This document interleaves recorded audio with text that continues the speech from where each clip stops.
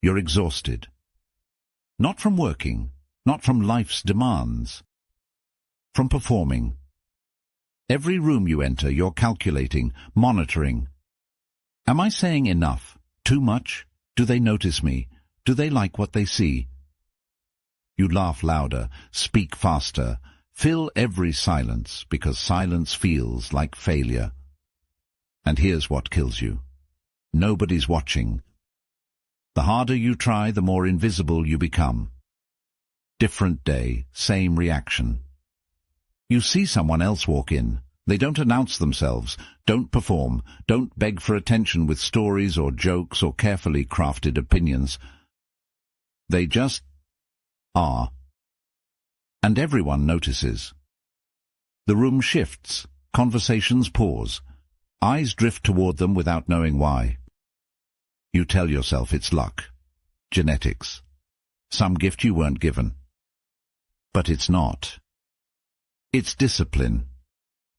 It's the difference between noise and presence, between trying to be attractive and being attractive. The Stoics understood this thousands of years ago. They knew that magnetism doesn't come from what you do for approval. It comes from who you become when you stop seeking it. Silent attractiveness isn't about staying quiet. It's about becoming so grounded in yourself that your presence communicates what your words never could. 10 habits, ancient wisdom, modern application. This isn't about performing better. It's about stopping the performance entirely. If you're done performing and ready to transform, drop "I choose presence" below. Let's begin. Habit 1. Master the art of silent elegance. The first habit is learning when not to speak. Most people treat conversation like a competition.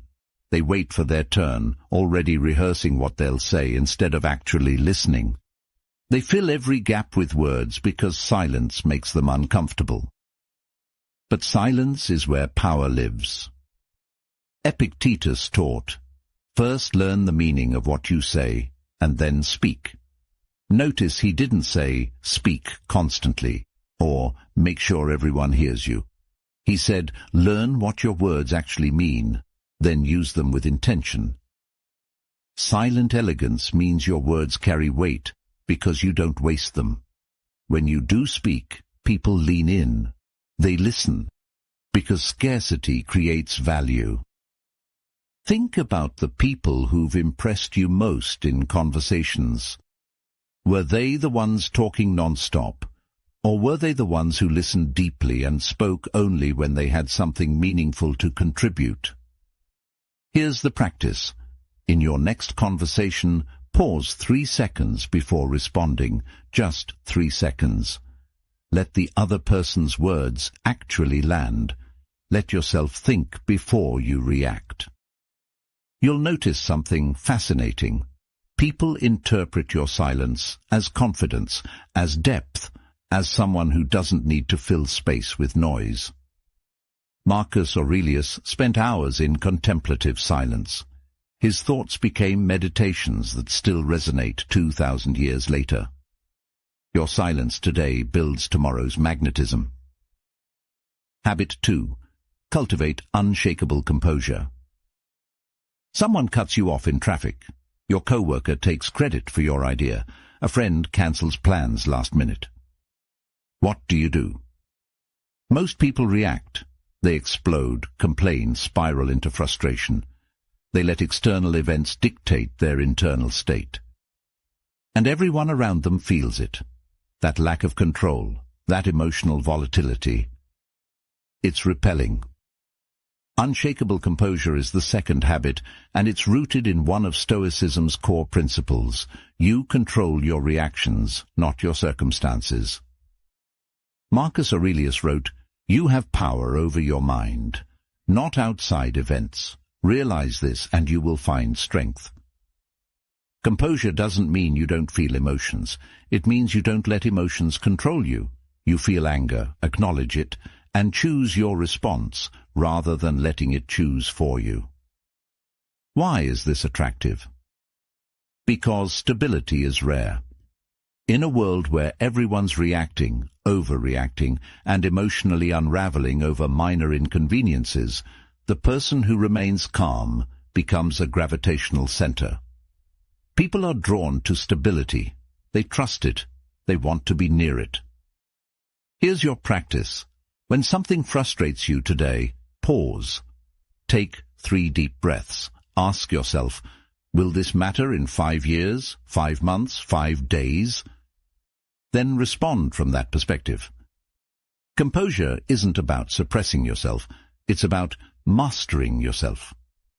And mastery is magnetic. Habit 3. Practice authentic independence. Let me ask you something uncomfortable. How much of what you do is genuinely for you, and how much is performance for others? The clothes you wear, the opinions you share, the hobbies you pursue, are they yours, or are they carefully curated to win approval? Authentic independence is the third habit, and it's terrifying for most people because it requires you to stop seeking permission to exist as yourself. The Stoics called this living in accordance with nature, your true nature, not the version of you designed to please everyone else. Seneca wrote, "A gem cannot be polished without friction, nor a man perfected without trials." Part of that friction is the discomfort of standing alone in your truth when the crowd is going a different direction. Here's what makes independence attractive. It signals you're not for sale. Your validation doesn't depend on anyone's approval.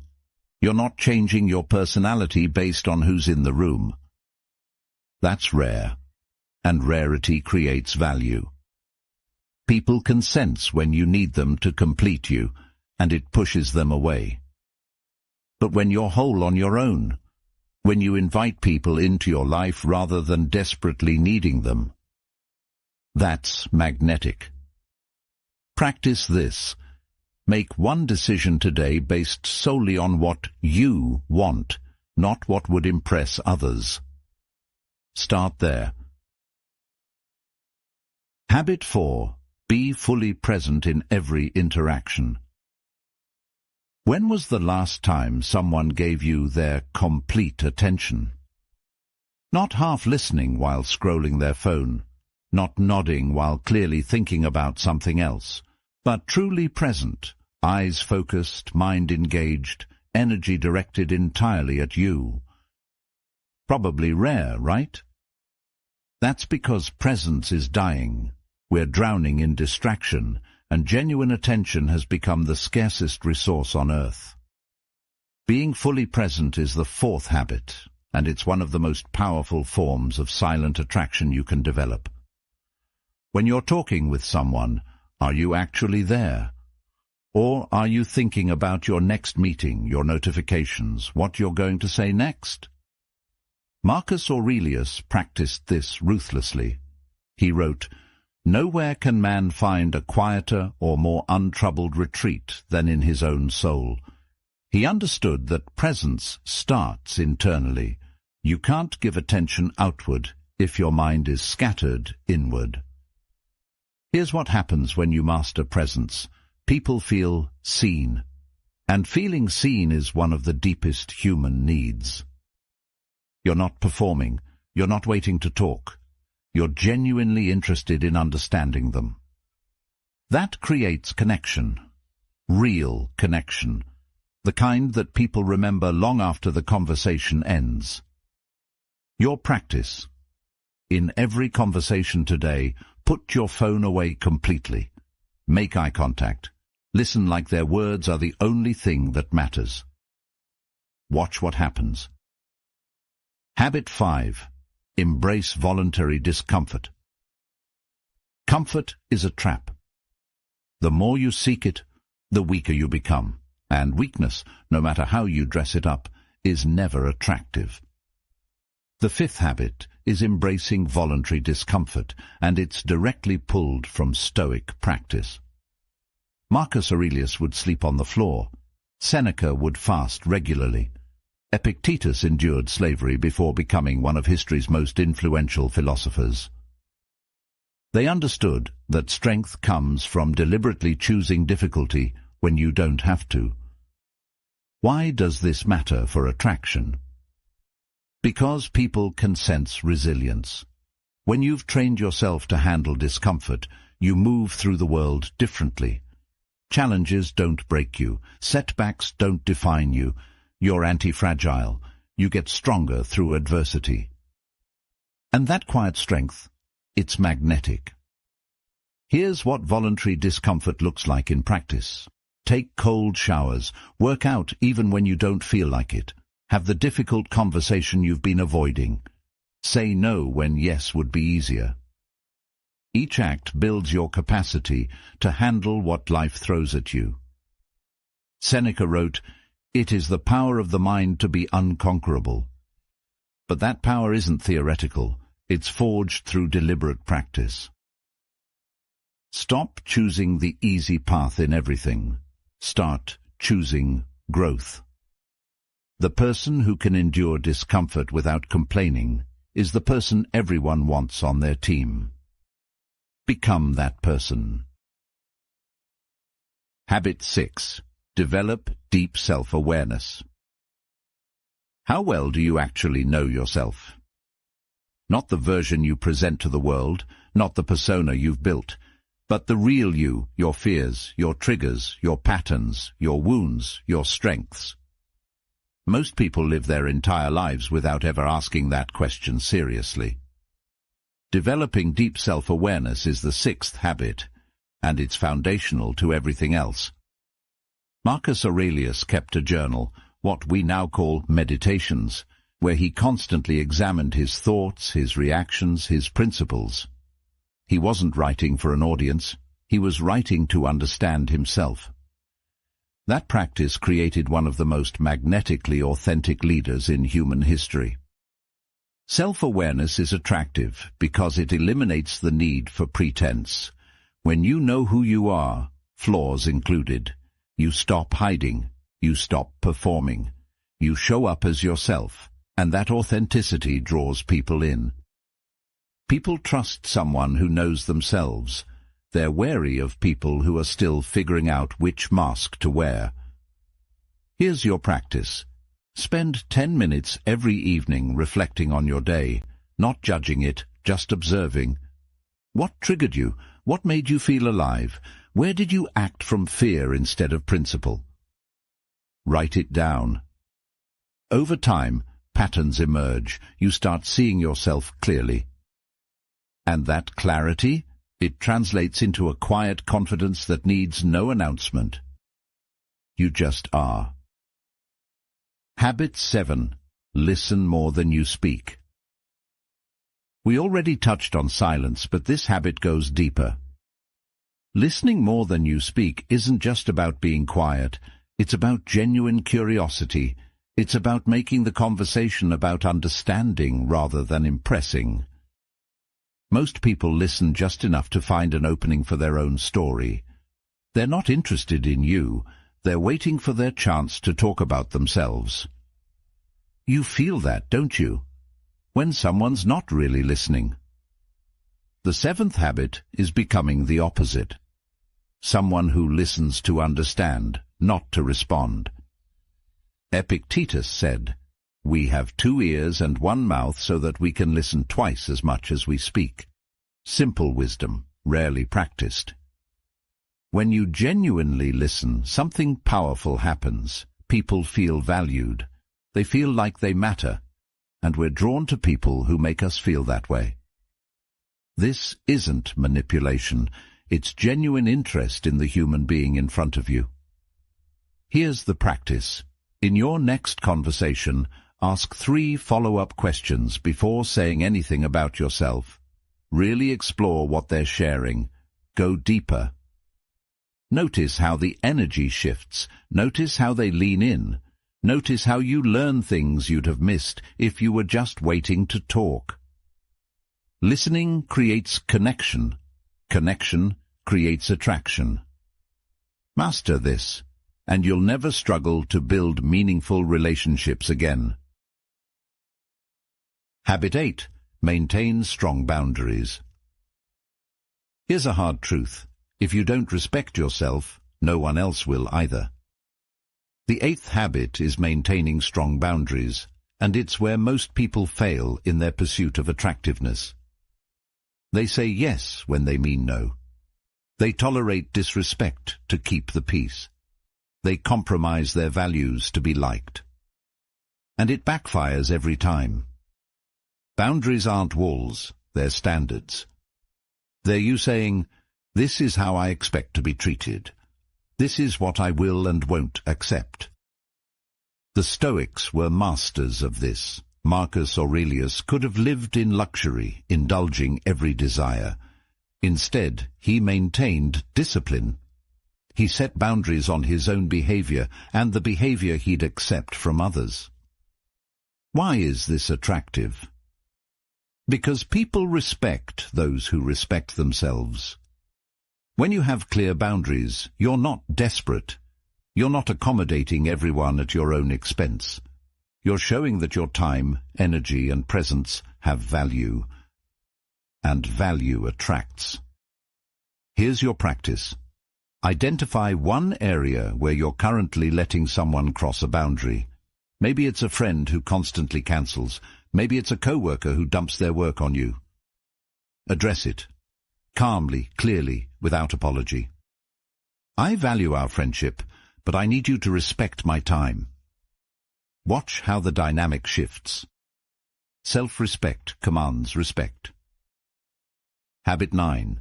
Practice gratitude and contentment. Desperation repels, contentment attracts. The 9th habit is practicing gratitude and contentment, and it might be the most counterintuitive one on this list. We're taught that wanting more, striving harder, and never being satisfied is the path to success. And while ambition has its place, constant dissatisfaction makes you exhausting to be around. The Stoics practiced what they called negative visualization, imagining the loss of what they had to cultivate gratitude for its presence. Marcus Aurelius wrote, "Very little is needed to make a happy life. It is all within yourself, in your way of thinking." When you're genuinely content with where you are, you stop radiating need. You stop looking to others to fill some void inside you. And that's attractive because people want to add to your life, not complete it. Think about it. Would you rather spend time with someone who's constantly complaining about what they lack, or someone who appreciates what they have while still growing? Here's the practice. Every morning, write down 3 things you're genuinely grateful for, not performative gratitude, real appreciation. Your health, the conversation you had, the coffee you're drinking. Small things, real things. This shifts your baseline from scarcity to abundance. And abundance, even quiet abundance, is magnetic. You become someone who adds value instead of draining it. Habit 10. Live with purpose, beyond approval. The 10th and final habit is the most important. Live with purpose, beyond approval. This is what separates silent attractiveness from everything else. It's the culmination of all 9 previous habits. When you have a mission, something you're building, creating, or pursuing that's bigger than yourself, you stop caring so much about what people think of you. You're too busy doing meaningful work. Marcus Aurelius had an empire to run. Epictetus taught philosophy to transform lives. Seneca wrote to preserve wisdom for future generations. They weren't worried about being liked. They were focused on being useful. And that focus created an undeniable magnetism. When you walk into a room and you're not seeking validation because you already have purpose, everything changes. Your energy shifts. Your presence deepens.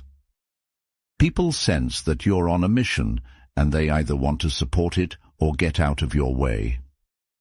Here's the practice. Identify one thing you'd pursue, even if no one ever saw it, even if you never got credit, even if you were never applauded. What would you do just because it matters to you? Start doing that. Build toward it every single day. Purpose creates meaning, meaning creates fulfillment, and fulfillment radiates in ways words never could. Stop performing for applause. Start building for impact. That's where silent attractiveness becomes unstoppable. So here's where you are now. You've seen the 10 habits. You understand the philosophy behind them. You know that silent attractiveness isn't about tricks. It's about transformation. But knowing isn't the same as being. The real question is, what will you do with this? Because you can watch this video, nod along, feel inspired for 20 minutes, and then go right back to performing. Right back to seeking approval. Right back to exhausting yourself trying to be noticed. Or you can choose differently. You can start today, right now. Pick one habit and commit to it for the next 30 days. Maybe it's mastering silence. Maybe it's building composure. Maybe it's finally setting that boundary you've avoided. Just one. The Stoics didn't become magnetic overnight. They forged themselves through daily discipline, through deliberate practice, through choosing who they wanted to be over and over again. Marcus Aurelius wrote, "Waste no more time arguing about what a good man should be. Be one. Stop talking about becoming the person who commands attention without seeking it. Be that person. Because the world doesn't need more performers. It needs more people who've done the work to become genuinely, quietly, undeniably attractive.